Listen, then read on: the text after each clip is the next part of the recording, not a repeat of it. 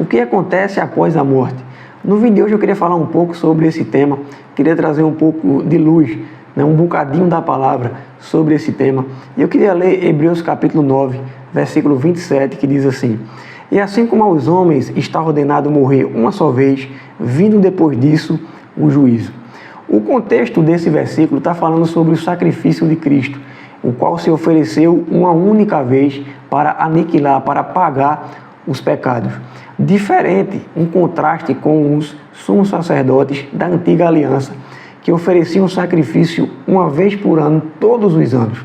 Cristo veio oferecer um sacrifício único, pagar o preço pelos nossos pecados e nos livrar desse jugo miserável do pecado.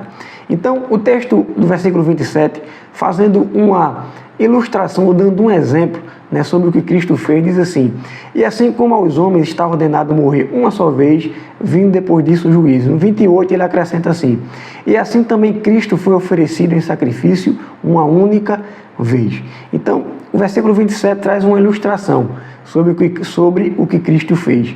Porém, não somente isso.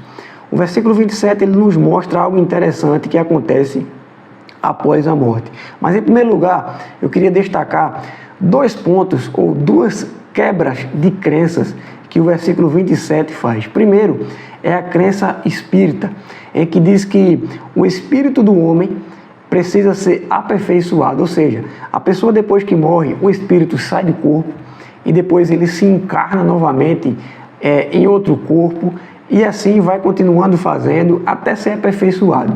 Porém, o texto diz que ao homem foi ordenado morrer uma única vez. Então, esse versículo ele quebra, em primeiro lugar, essa crença espírita do karma, chamado karma, em que o espírito tem que se reencarnar, se reencarnar, se reencarnar. E esse texto quebra essa crença. O segundo ponto é que esse texto quebra é a crença católica do purgatório. Que crença é essa? Eles falam que o espírito do homem, após morrer, ele sai do corpo e vai para um lugar chamado purgatório. Para quê? Para pagar pecados que ele levou consigo para esse lugar.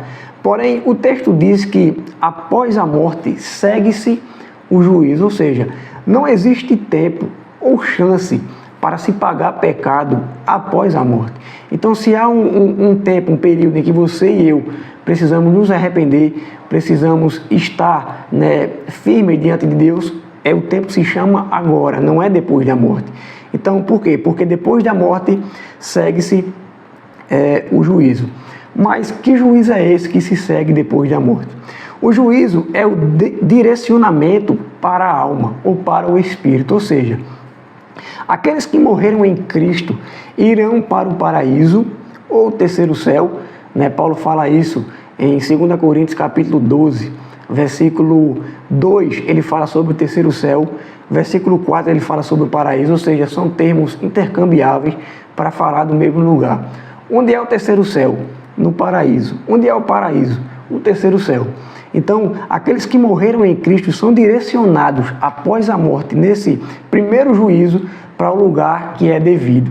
Então, aqueles que morreram em Cristo são direcionados para o paraíso ou terceiro céu. Aqueles que morreram sem Cristo são direcionados para o Hades ou para o inferno, que ainda não é o lugar final, porque o lugar final, a Bíblia fala lá em Apocalipse, que é o lago de fogo com enxofre. Isso aí é o último estágio da segunda morte. A Bíblia chama de segunda morte, ou seja, depois desse lugar é o fim, o lugar de sofrimento eterno. Como é que uma pessoa vai para o paraíso? Veja, uma pessoa que está em Cristo, aqui e agora, ela vive de acordo com a palavra de Cristo. Após ela morrer, ela continua no estado em que ela estava aqui na terra, ela continua com Cristo.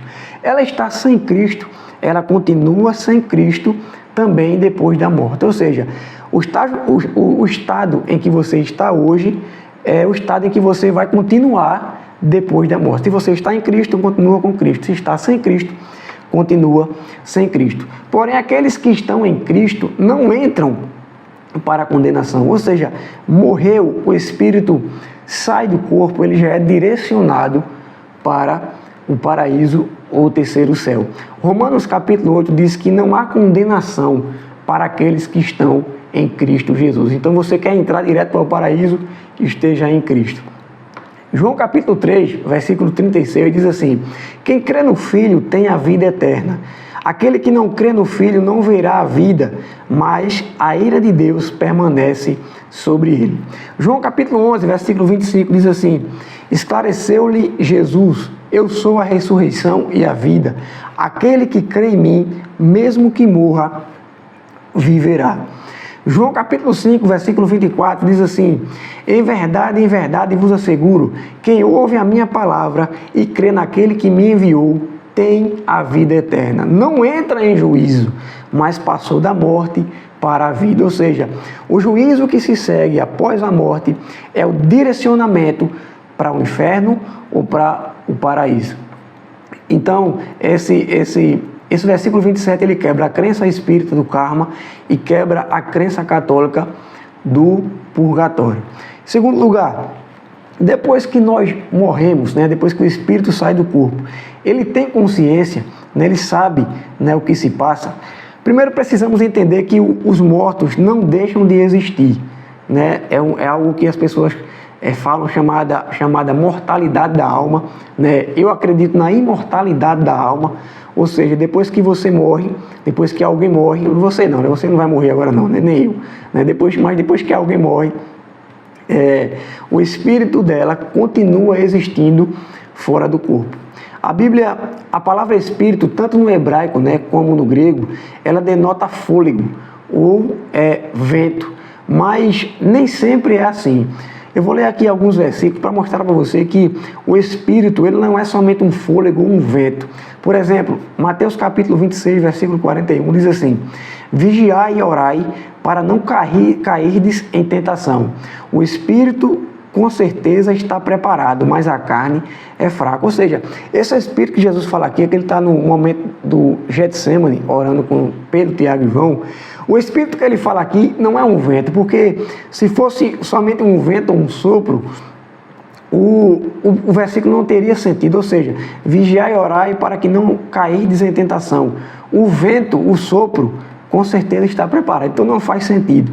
Lucas capítulo 23, versículo 43 diz assim: então Jesus bradou com forte voz: Pai, em tuas mãos entrego o meu espírito. E havendo dito isto, expirou. Então, a palavra espírito aqui também não tem referência de vento ou fôlego. Não é simplesmente um vento ou um fôlego. 1 Coríntios capítulo 2, versículo 11 diz assim: pois quem conhece os pensamentos do ser humano, a não ser o espírito do homem que nele reside. Ou seja, esse espírito que Paulo está falando aqui não é um vento, não é um fôlego. Então, a palavra espírito, ela vai muito além do que simplesmente um vento ou um fôlego. João capítulo 4, versículo 24, na conversa de Jesus com a mulher samaritana no poço, Jesus fala assim, que Deus, ele é espírito. Ou seja, se Deus é espírito, Deus não é um vento, Deus não é um sopro, Deus é um ser. Então, o espírito ele vai muito além de somente um sopro, somente um fôlego. Chegando a esse entendimento, nós podemos dizer que a morte física não resulta na inexistência do espírito. Ou seja, quando alguém morre, o espírito continua existindo. Mateus capítulo 10, versículo 28, que é um texto essencial para a gente entender isso. Jesus falando, diz assim: e não temais os que matam o corpo, mas não têm poder para matar a alma. Temei antes aquele que pode destruir no inferno tanto a alma como o corpo. Ou seja, Jesus fala, olha, não tenha medo aquele que pode matar o corpo, mas não pode matar a alma. Temei aquele, ou seja, temei a Deus que pode fazer perecer tanto o corpo ou a alma no inferno. Com isso, Jesus está dizendo que o corpo pode morrer, mas a alma não. A alma ela é imortal. É a chamada imortalidade da alma. Então, quando nós saímos do corpo, quando o espírito sai do corpo, eu estou dizendo nós, mas quando o espírito de alguém que morre sai do corpo, ele vai para um lugar, e vai para esse ambiente que nós já falamos, ou para o Hades, para o inferno, ou para o paraíso, mas ele não deixa de existir, ele continua existindo.